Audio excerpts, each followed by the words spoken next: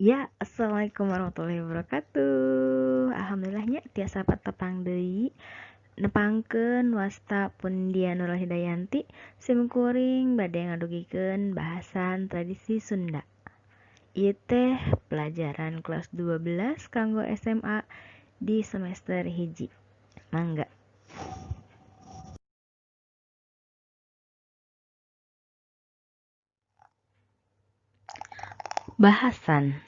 Bahasan atawa pedaran mangrupa tulisan anu medar hiji pasoalan dumasar kana fakta-fakta anu kapanggih boh tina pengalaman sorangan atawa tina panalungtikan. Kalau kata orang Indonesia, bahasan ini adalah pemaparan yang berupa tulisan yang membahas satu persoalan berdasarkan pada fakta-fakta yang ditemukan baik dari pengalaman sendiri atau dari penelitian. Janten, bahasan ieu nyalira tiasa dihartoskeun sami sareng artikel atanapi esai, boh cara nulisna, boh cara eusina, ieu sami.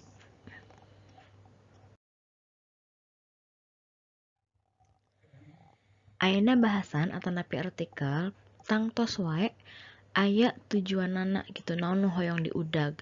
Nah, di antara teh tiasa wae si bahasan teh hoyong ngawawarkeun, hoyong mangaruhan, ngayakinkeun atau napi ngahibur ka jalmi nu sanes gitu.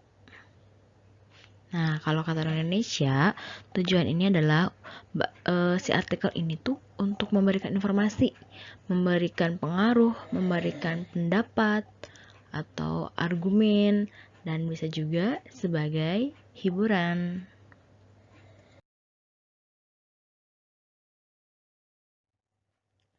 Ditinggali deui tina judul nu dipayun bahasan ngeunaan tradisi Sunda tangtu wae medar ngeunaan unak-anik tradisi di hiji masyarakat Sunda.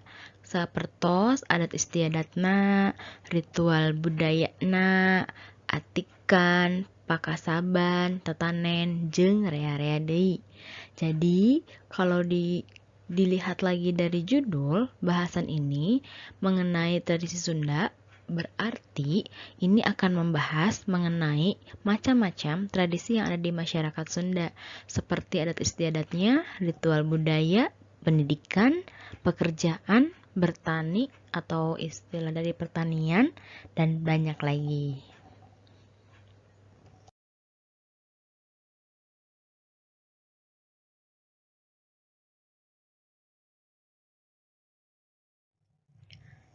Istilah tradisi nyalira eta teh mangrupa kecap anu serapan ti bahasa Inggris tradition, bahasa Latin traditio nu hartosna diteraskeun.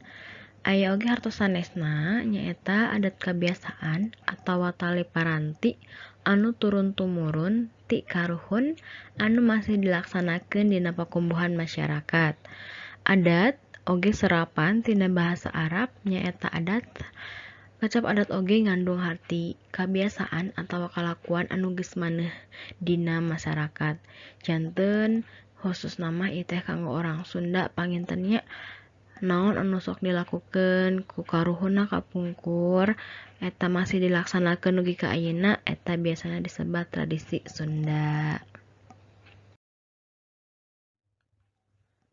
Dina kahirupan masyarakat Sunda, adat kebiasaan teh raket patalina sareng upacara daur hirup atawa siklus hidup dikawitan ti kakandungan dugi ka lahir, rumaja dugi ka nikah teras nepi ka maot. Nah, ieu teh sadayana biasana mah aya adatna sewang-sewangan. Tiasa engken dibenjir beaskeun deui dina sanes video. Nah, tong hilap atuh sok mangga di like heula, di komen, teras tong hilapnya subscribe.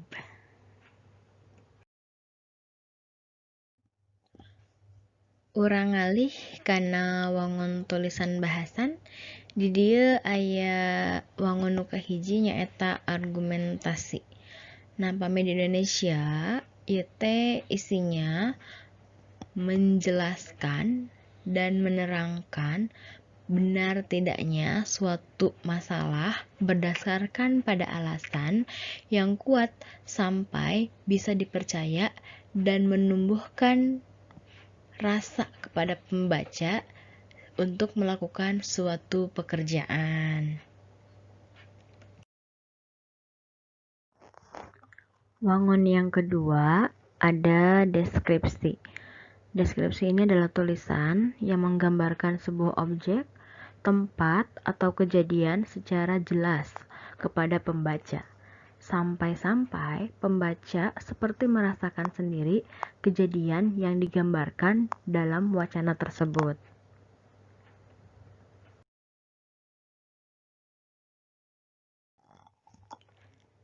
Selanjutnya, wangun yang ketiga adalah narasi. Narasi ini adalah tulisan yang menceritakan berlangsungnya sebuah kejadian dari waktu ke waktu secara beruntun. Jadi dia harus berurutan dengan kronologi-kronologi yang sudah nurut gitu, berurutan.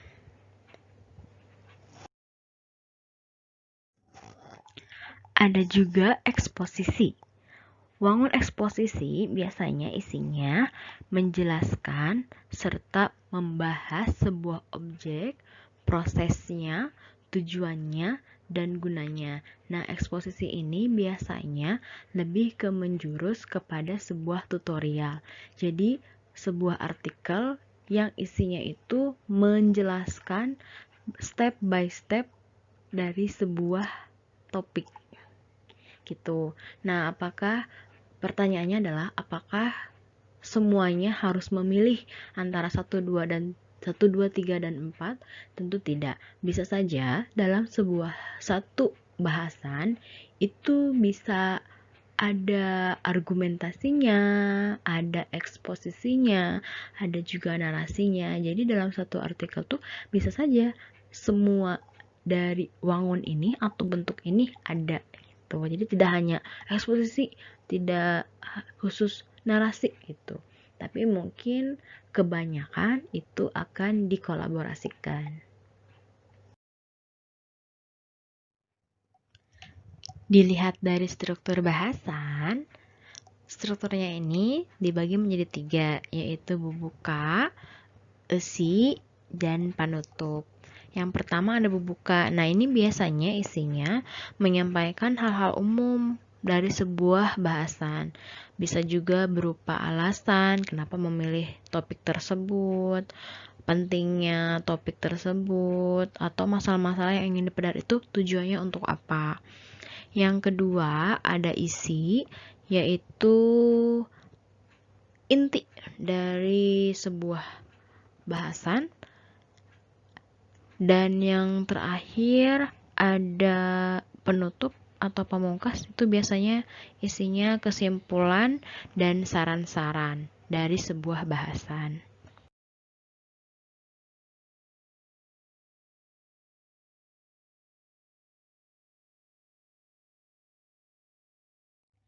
Nah, sekarang gimana sih kalau misalnya kita tuh terinspirasi gitu pengen membuat sebuah bahasan? Nah, di sini ada cara yang bisa dilakukan untuk kita ketika akan membuat bahasan. Yang pertama, kita harus menentukan dulu masalah apa yang akan kita tulis, apa yang akan kita bahas. Lalu, setelah itu, barulah kita mengumpulkan bahan atau data yang dibutuhkan untuk membahas topik tersebut. Setelah itu memikirkan judul apa ya yang bisa membuat orang yang baca itu tertarik gitu untuk membaca isinya. Selanjutnya itu menyusun kerangka karangan. Jadi kita menulis dulu poin-poinnya, selalu setelah itu kita menyebarkan, bukan menyebarkan apa ya? mengembangkan lagi gitu ya, dari kerangka itu menjadi alinea-alinea yang baru dan menjadi karangan yang sangat jelas gitu ya, jadi panjang. Nah, yang terakhir nyarungsum. Apa sih nyarungsum? Nyarungsum itu istilahnya kita mungkin jadi mengedit ya, jadi editor gitu. Melengkapi atau memperbaiki apa yang kurang dari karangan kita. Lalu jadi deh gitu ya.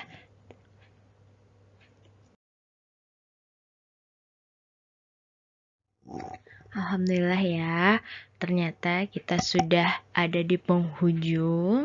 Mudah-mudahan apa yang saya sampaikan itu bisa difahami, dan mohon maaf saya campur-campur ya bahasanya. Kenapa?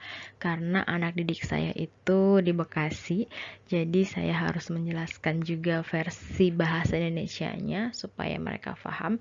Kenapa? Karena anak-anak didik saya itu banyak juga yang dari luar kota gitu ya, jadi bukan asli orang Sunda gitu ya. Lamun orang Sunda mah meureun teu kudu diartikeun gitu. Nah, jadi ieu mah kudu dihartoskeun, jadi nyuhunkeun dihapunten gitu nya. Bilih cenah ieu mah guru Sunda teh ngarusak cenah, ngarusak bahasa. Henteu, sanes aya maksud kangge sapertos gitu ieu mah nya, mung kangge kepraktisan abi ngadugikan kamu orang kali jantan kebiasaan gitu, sok cumpar campur nyariosna. Hatur nuhun kangge sadaya murid-murid anu tos nyaksenan, anu tos ngaregepkeun, mudah-mudahan aya nu nerap elmuna sareng tiasa kaimplang gitu. Oh hoyong nulis gitu nya. Panginten cukup dugi ka dieu. Hatur nuhun. Wassalamualaikum warahmatullahi wabarakatuh. Bye bye.